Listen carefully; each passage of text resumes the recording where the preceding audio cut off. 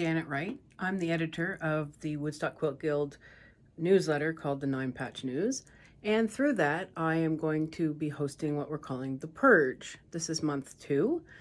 Month 1, a quick recap. Essentially what we did is we dealt with garbage that's in our sewing space. We looked at containers and how we store our things and dedicated space.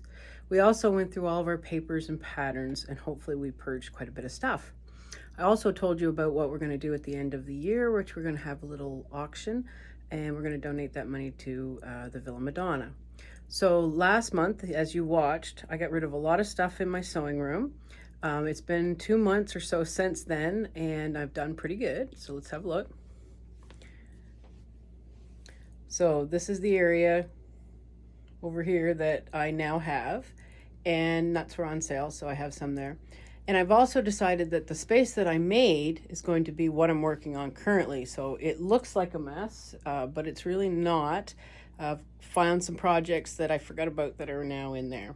So I'm pretty happy with this space that I've decided to use for patterns. So we're going to be moving on. This month, what we're going to be talking about is kits and pre-cuts. We're going to start hitting fabric because I want you to have lots of time to deal with that. So in my sewing space, I have a dedicated space for pre-cuts. I'm going to show you where it is. So I have this little nook underneath my sewing table, and it doesn't look like it's that much. Well, it is quite a bit of room. And that's where I keep all my pre-cuts. Now I have a method on how I keep fabric, and especially scraps. So I had to have a really hard conversation with myself. What do I use for scraps? Up until lately, not a whole lot. But lately I've been doing some pretty fine scrap stuff. So what I've decided to do, this month I want you to pull all your kits. A kit is anything that you have pulled fabric for and you have a pattern. Usually they're in a bag or they're in a box. Maybe you've even made a couple things. We're going to consider that a kit. I want you to pull all them out, and I want you to look at each one of them, and I want you to say, why have I not finished that? And when am I going to finish it? Am I going to finish it? The answer to these questions will decide whether you're going to keep them or not. So I thought that would be no problem. I have like maybe one kit, maybe 2. Before I got through, I found 7, 8, maybe 9. Some of them I consider UFOs as well. So kits is what I want you to go through this month. Also pre-cuts. Now the reason that pre-cuts are important is because usually we organize them differently than we do our fabric. A pre-cut is a 10-inch square, a 6-inch square, 5-inch square, 4-inch square, 2.5-inch square. And I also consider jelly rolls a pre-cut, especially strips. And depending on what you do, that's what you keep. So for me, I had a good look at what I use, and I decided that I'm going to start going through my small pieces of fabric and I'm going to cut them up into certain sizes. So what I've decided is that when I haul out a piece of fabric, I look at it. If it's more than 10 inches, it gets put back into the stash as one piece of fabric. If it is not, it gets 9 inches, which is a fat eighth. I cut that, and I now have a spot that I keep them. Also fat quarters. We usually have quite a bit of fat quarters. I didn't think I had that many, but I have more than I thought I had. So what I did is I decided I was going to use the space in my dresser drawer, and I was going to keep my fat quarters all together there. Now fat quarters was something I never really thought much about until I started making bags. And if you're making bias binding, then they're really pretty good size stuff. So I'm keeping track of that. So let me show you where I keep now my fat eighths and my fat quarters. Okay, so this is the drawer that I now keep them in. I bought this thing over here at Martin's. I don't have a lot of fat eighths. I have 3 so far. So that's going to go in there, and if I want, I can take that out and go through it. Fat quarters are all essentially over here, and it is quite a little deep thing on their edge so that I can see them. I also had a couple other little things, and I'm just going to put them back in like that. I also currently have enough room that this is where I keep my zippers. We'll see if that stays there or not, but it should work out. Okay, so now how do you keep track of all of these other things that you have that are certain sizes? So I showed you the space that I have, and I've been collecting charms for quite a little while, so I'm going to show you what I got. I'm kind of almost embarrassed, but it all fits in the space that I have, and I also realize I now need to make more scrap quilts. So this is currently what fits in that hole, is all of this stuff here, and I'm going to show you really quick what's in there. So my jelly rolls. I said to myself, I only have 3 jelly rolls. I'd have more than 3 jelly rolls, and I found this little container that I can keep them in. I don't want this many, so I definitely do not need any more space than this. That sits in there quite nicely. Then I got thinking 10-inch squares. I don't even have any 10-inch squares. So in these totes, I've had stuff in there. I went through all of them and I organized them all. So the 10-inchers that I don't have, here they are. I put them all together. I actually even have a really nice there.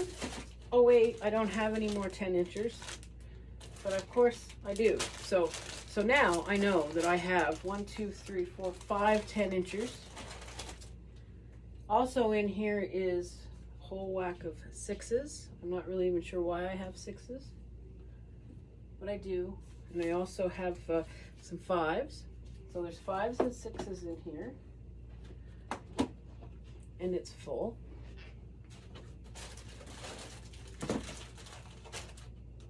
The next tote over, let's have a look and see what's there.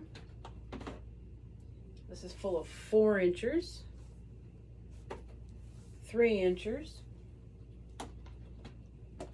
So I've already determined what size I want to keep, so that's full. Well, it's not quite full. So then after 3, what do we go to? 2.5. So you've seen the jelly rolls. These are my 2.5s. So sometimes I cut 2.5s down to 2.5. These are all 2.5s already pre-cut. Sometimes I have partial pieces. That's in this one. And the other 2 are full size with the fabric, because for a while I was cutting off a 2.5-inch strip off of all the fabric that I was buying because I thought it was pretty. And I happened to have put them in color coordinated totes. So pink, blue, so anything green, whatever. I have 2 of them. Okay, and then for some reason, I went and bought this to keep these little cuties in. So I think they're 2-inchers, which is not something I usually have, but I had enough of them. I thought this was really cute to keep them in. And I have a box of 2 inches. So these are just ones I haven't cut down yet. As you can see, they're 2 by 3. Well, that might be a quilt that I make. Who knows? I have lots of them. Okay, and then after that, I've decided, lately I've been dealing with a lot of 1s. So these is a box of 1-inch strips. I'm working on a couple of them. Anyway, that's how I have them in there. I don't really have any little 1-inchers cut by themselves. And I happen to have more 1-inchers because they're just fun to cut. So that's my pre-cuts. So now that we've talked about it, I can put them all away again and I can go on sewing, hopefully, because now I can put it all back in. So what I want you to do essentially this month is I want you to look at your kits. I want you to pull them out and I want you to make some decisions. I found a lot more than I thought I had. Keep them out so that you can work on them if that's your plan. I want you to go through all your pre-cuts and I want you to decide what you need. Collect only that. If you have some that you don't need, you know where to take it to the auction, sell it, just get it out of your room. Essentially, that's what we're going to start out as. We want to get started through the fabric. So also make sure that you're thinking about the space that you have and that you're not taking up any more space than you need or that you want. If you're not a scrap quilter, don't keep your scraps. There's lots of people that will take them, I've found. So that's going to be your homework. October's is going to be fabric, and stay tuned next month and we'll see what kind of things we're going to do with fabric next month.